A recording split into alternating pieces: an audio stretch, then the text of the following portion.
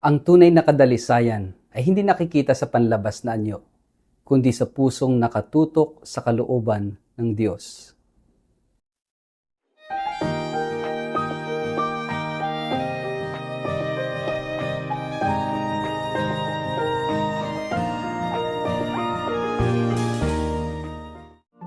Ang mabuting balita ng Panginoon ayon kay San Marcos.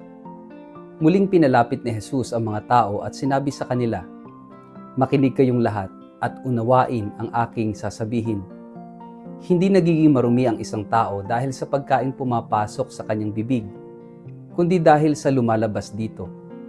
Makinig ang may pandinig." Iniwan ni Jesus ang mga tao at nang makapasok na siya sa bahay, siya'y tinanong ng kanyang mga alagad tungkol sa talinghaga. "Pati ba naman kayo ay hindi pa rin makaunawa?" tanong ni Jesus.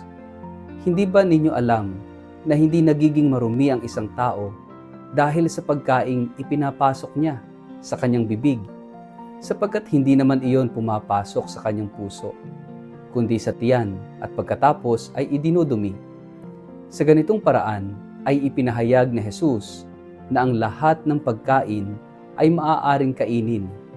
At sinabi rin niya, ang lumalabas sa tao, ang nagpaparumi sa kanya sa paningin ng Diyos. Sapagkat sa loob, sa puso ng tao, nagmumula ang masasamang isipang nag-uudyok sa kanya upang makiapid, magnakaw, pumatay, mangalunya, mag-imbot, gumawa ng kasamaan tulad ng pandaraya, kahalayan, pagkainggit, paninirang puri, pagmamayabang, at kahangalan. Ang lahat ng masasamang bagay na ito ay nanggagaling sa puso, at dahil sa mga ito ay nagiging marumi ang tao. Ang mabuting balita ng Panginoon. Word of the day, hear what God has to say. Mapagpalang araw po sa inyong lahat. Kumusta po kayo? Ang ating pong word of the day ay purity, kalinisan, kadalisayan. Narinig po natin sa ating gospel ngayong araw nito ang issue tungkol sa pagiging malinis. Dahil ang mga Pariseo, they are very particular dun sa tinatawag na law of purity. At bahagi ng law of purity ay ang mga listahan ng mga dapat at hindi dapat kainin. Halimbawa na lang, yung pagkain ng baboy ay mahigpit na pinagbabawal dahil ito ay marumi para sa kanila. Yung mga gumagapang tulad ng ahas, of course, ng uod, ng alimango, no?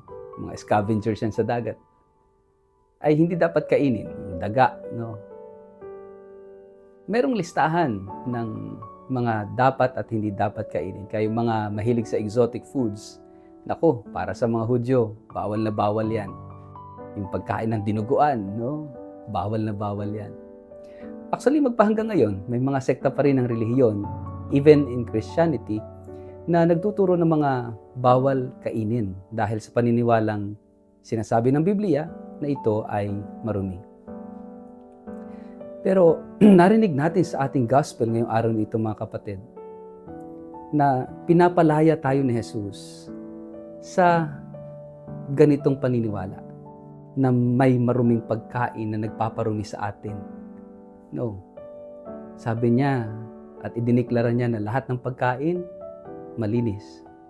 Sapagkat hindi yung pagkain ang siyang nagpaparumi sa atin. So dinadala tayo ni Jesus sa ating kalooban, na ang mahalaga ay hindi kung ano yung kinakain natin para sa ating katawan, kundi kung ano yung inilalagay natin sa ating kalooban. Para bang ano yung ibinubusog mo, ano yung ipinapakain mo sa iyong kalooban. Kasi kung anong pumupuno sa iyo, yun ang lalabas sa iyo. Kaya napakahalaga kung pinupuno natin yung ating puso ng galit, ng inggit, ng sama ng loob, kung pinupuno natin yung ating puso ng kahalayan, kasinungalingan, kawalang katarungan, ng paghihiganti, hindi ka nga kumakain ng baboy, hindi ka nga kumakain ng dinuguan, hindi ka nga kumakain ng hipon o ng ahas o ng kung ano pa mang bawal sa lumang tipan, nagmumura ka naman, gumagawa ka naman ng masama, nag-iisip ka naman ng masama, nangungurakot ka naman, nagsisinungaling ka naman. So, hindi ito yung kahulugan ng pagiging tunay na malinis.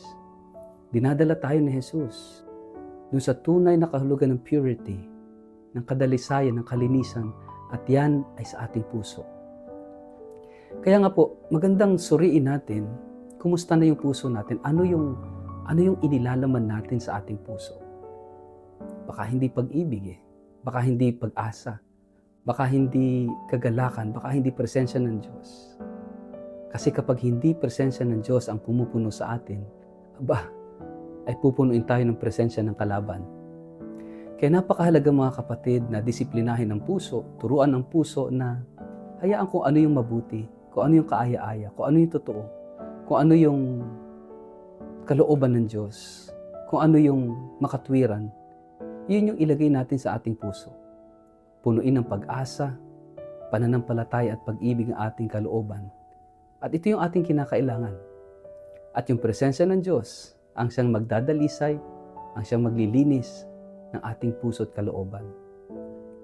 Kaya nga mga kapatid, pinapalaya tayo ni Jesus. Sinabi niya na hindi ang pagkain ang nagpaparumi sa atin sapagkat ito ilalabas din ang ating katawan. Ang nagpaparumi sa atin ay kung ano ang lumalabas sa ating puso. At ano nga ba? Kung masama ang inilagay natin sa ating puso, yun din ang lalabas sa ating puso.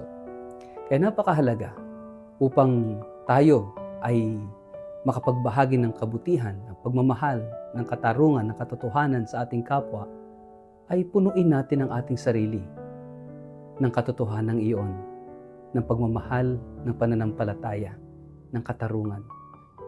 Mga kapatid, ito yung biyaya na ating hilingin sa oras na ito, sa araw na ito, na kung saan itinuturo sa atin ng Panginoon ang tunay na kahulugan ng kalinisan. Sa ngalan ng Ama at ng Anak at ng Espiritu Santo. Amen. Ama naming Diyos, salamat po sa iyong presensya sa buhay namin. Manatili ka sa aming puso, sa aming buhay, at panatilihin mo kaming bukas ang kalooban at nawa maibahagi namin ang iyong pagmamahal, ang iyong katarungan, ang iyong katotohanan sa aming kapwa. Amen. Pagpalain po kayo't ingatan ng makapangyarihang Diyos, Ama at Anak at Espiritu Santo. Amen.